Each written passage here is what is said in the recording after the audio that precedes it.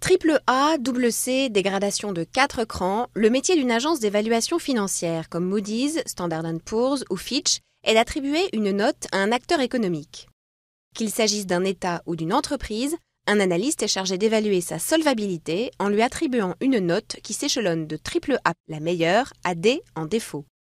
Après des rencontres avec les membres de l'administration fiscale, une étude minutieuse et la réunion d'un comité de notation, l'agence décerne ainsi une note. Celle-ci porte sur la synthèse de plusieurs facteurs, l'environnement politique, institutionnel, la marge de manœuvre budgétaire ou encore la dette. En principe apolitique, cette appréciation est très utile aux investisseurs. Elle les informe sur les risques auxquels ils s'exposeraient s'ils prêtaient de l'argent à tel emprunteur et sur sa capacité ou même sa volonté à rembourser sa dette.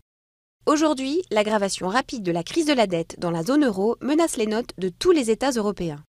En effet, une note est abaissée en raison de plusieurs facteurs, des perspectives de croissance économique inquiétantes ou l'inefficacité d'un plan de rigueur, comme actuellement dans plusieurs pays d'Europe. Or, une note dégradée se traduit par une hausse des taux d'intérêt pour les États comme pour les entreprises. En conséquence, quand ils veulent emprunter, cela leur coûte plus cher. Mais qui paye ces agences ? Aujourd'hui, 115 pays sont notés et la plupart des États et des entreprises rétribuent les agences pour qu'elles notent leurs dettes. Cela représente environ 90% de leur chiffre d'affaires.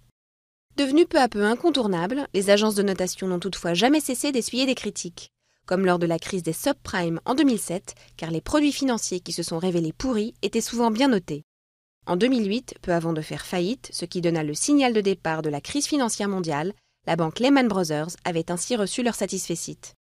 Aujourd'hui, des centaines de petites agences existent dans l'ombre des Big Three, mais sans mettre en danger leur domination, avec plus de 90% de parts de marché.